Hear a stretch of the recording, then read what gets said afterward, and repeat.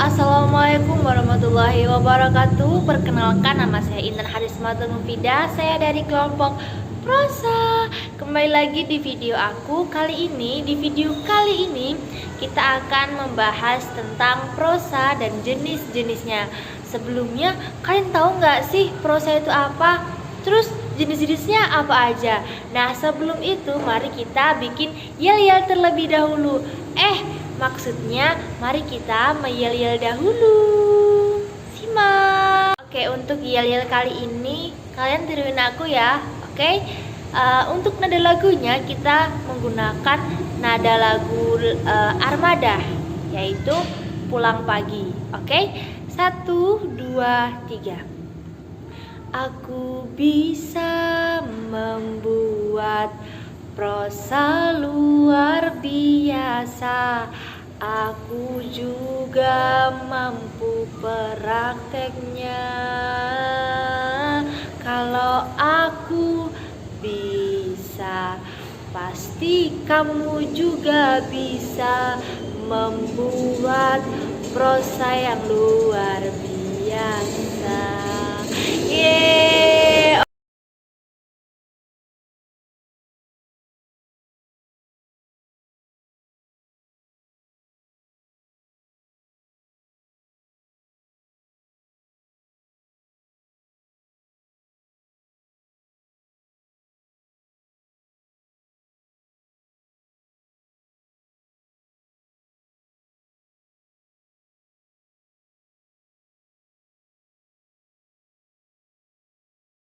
Oke, jadi dari pengertian terlebih dahulu ya. Jadi di sini aku mengutip dari Zainuddin 1991 bahwasanya prosa adalah pengungkapan peristiwa secara jelas dengan penguraian seluruh pikiran dan juga seluruh perasaan serta tidak terikat syarat-syarat tertentu dalam sebuah karya sastra. Nah, itu kan menurut Pak Zainuddin. Nah, sedangkan menurut Kamus Besar Bahasa Indonesia atau KBBI, nih, prosa adalah karangan bebas, tidak terikat oleh kaidah yang terdapat dalam puisi. Prosa juga dibagi dalam dua bagian, yaitu prosa lama dan prosa baru. Prosa lama adalah prosa bahasa Indonesia yang belum terpengaruhi budaya barat, dan prosa baru ialah prosa yang dikarang bebas tanpa aturan apapun, gitu pemirsa. Sebelumnya mohon maaf banget ya teman-teman jika di sini saya menggunakan instrumen manual dari kucing saya sendiri ya. Jangan intinya hiraukan aja, tapi perhatikan apa yang saya sampaikan.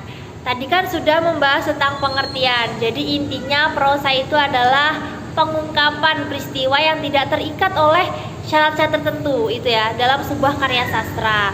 Nah, setelah kita mengerti tentang pengertian prosa, sekarang kita akan membahas tentang jenis-jenis prosa. Sebelumnya saya juga mau tanya nih sama teman-teman. Tadi kan sudah saya jelaskan tentang pengertian prosa. Kira-kira ada yang tahu nggak jenis-jenis prosa itu ada apa aja? Yuk simak sampai akhir. Kita lanjutkan ya. Jadi jenis-jenis prosa itu terdapat 2 poin nih teman-teman. Yang pertama itu berdasarkan bentuknya, dan yang kedua berdasarkan isinya. Jadi berdasarkan bentuknya itu prosa ada prosa lama dan prosa baru. Kemudian berdasarkan isinya, prosa itu terdiri dari prosa fiksi dan prosa non fiksi. Nah, tadi kan udah berdasarkan poinnya, sekarang tentang penjelasannya. Jadi prosa lama itu adalah merupakan karya prosa yang berkembang dan hidup dalam masyarakat Indonesia terdahulu, yaitu masyarakat tradisional, masyarakat yang hidup dengan kesederhanaannya. Nah, sedangkan prosa baru yaitu sebuah karya sastra yang berkembang setelah mendapat pengaruh dari sastra atau kebudayaan asing. Nah, beberapa jenisnya itu mendapat pengaruh dari sastra atau kebudayaan asing itu sendiri. Seperti itu teman-teman. Nah, yang selanjutnya kan tadi itu sudah berdasarkan bentuknya. Sekarang yang berdasarkan isinya. Jadi berdasarkan isinya itu ada non fiksi dan prosa fiksi. Menurut pengertiannya, kalau prosa fiksi itu sebuah kisah atau cerita yang diemban oleh pelaku-pelaku tertentu dengan pemeranan latar serta tahapan dan rangkaian cerita tertentu yang bertolak dari hasil imajinasi pengarangnya sehingga menjalin suatu cerita. Wow.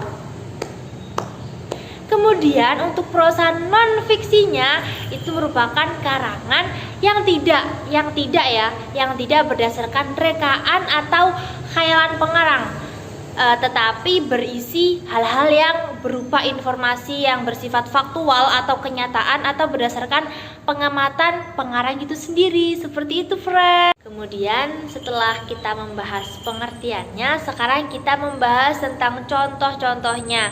Jadi untuk prosa lama itu sendiri itu contoh-contohnya itu seperti ini, friend: dongeng, hikayat, sejarah, atau yang biasa kita sebut tambo ya. Terus yang terakhir ada kisah.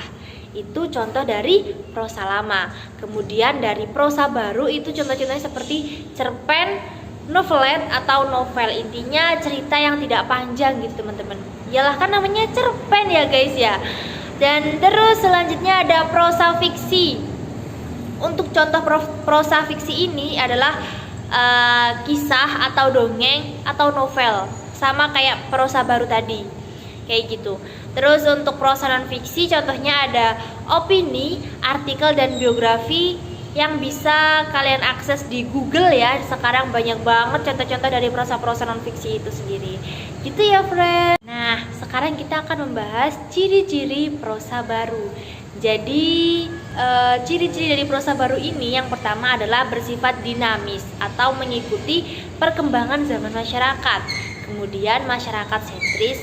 Jadi masyarakat itu intinya berkontribusi atau maksudnya itu prosa itu mengungkap hal sehari-hari yang terjadi di kalangan masyarakat. Seperti itu, friend. Terus yang poin ketiga itu memperhatikan urutan peristiwa. Jadi maksudnya itu melalui pengelolaan unsur alur dan pengaluran yang disusun dengan lebih bagus, kayak gitu. Terus yang keempat itu bersifat rasional, tetap dibedah secara logis ya, teman-teman. Kemudian penulis tidak anonim atau bentuknya sudah berupa tulisan saja. Kemudian ada ciri-ciri prosa non fiksi. Di sini ada 3 poin. Yang pertama yaitu berisi penjelasan tentang suatu hal atau objek tertentu yang bersifat faktual atau kenyataan. Jadi dalam proses non fiksi ini pengarangnya tidak ikut-ikut, teman-teman. Jadi langsung emang kenyataannya seperti itu apa adanya. Nah, yang kedua, mencapai objektivitas yang tinggi dan berusaha menarik serta menggugah nalar pikiran pembacanya. Wow, jadi seperti ini. Jadi objek yang dia taruh di dalam prosa non fiksi ini tuh bisa menggugah pikirannya para pembaca itu seolah kayak bernalar gitu loh dalam cerita tersebut. Seperti itu. Terus bersifat denotatif dan menunjuk pada pengertian yang sudah terbatas sehingga tidak bermakna ganda. Jadi tidak ada bahasa ambigu yang seperti di prosa fiksi tadi. Jadi ya memang bahasanya seperti itu, konotasinya juga seperti itu, terbatas gitu, teman-teman. Ciri-ciri fiksi di sini sudah saya lampirkan ya untuk ciri-cirinya. Yang pertama, bahasanya itu terurai, teman-teman. Terus memperluas pengetahuan dan menambah pengalaman imajinatif. Jadi kan ketika kita membaca novel atau membaca cerpen itu pasti kita diajak oleh pengarangnya itu seolah menjadi tokoh dalam cerita itu sendiri, seperti kita yang mengalaminya dan kita masuk dalam cerita itu. Makanya kita bisa menambah pengalaman yang imajinatif. Kemudian ada penyampaian informasi dan bahasanya ambigu. Memang dari beberapa cerpen dan novel yang saya baca itu memang sedikit ada memang bahasa yang ambigu, tapi ya bisa lah. Kemudian ada ciri-ciri prosa non fiksi. Di sini ada 3 poin.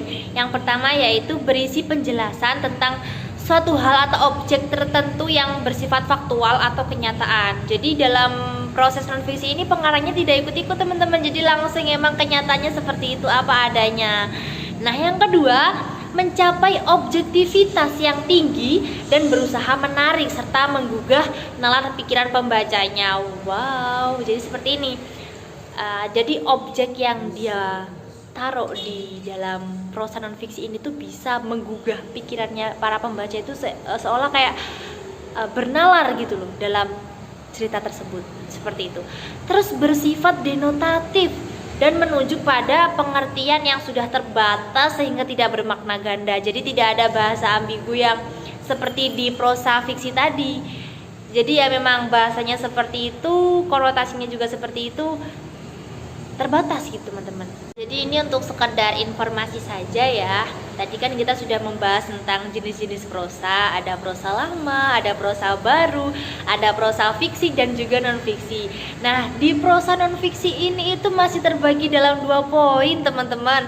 Yang pertama itu apa sih? Ada non fiksi kreatif, yaitu karya yang bermula dari data otentik lalu pengembangannya berdasarkan imajinatif yang umumnya dalam bentuk prosa, puisi dan novel. Jadi ya itu tadi yang seperti saya jelaskan ya, bermula dari data otentik yang kemudian jadi novel yang bisa teman-teman baca nih, atau puisi yang mungkin bisa teman-teman akses juga di Google, seperti itu ya friend.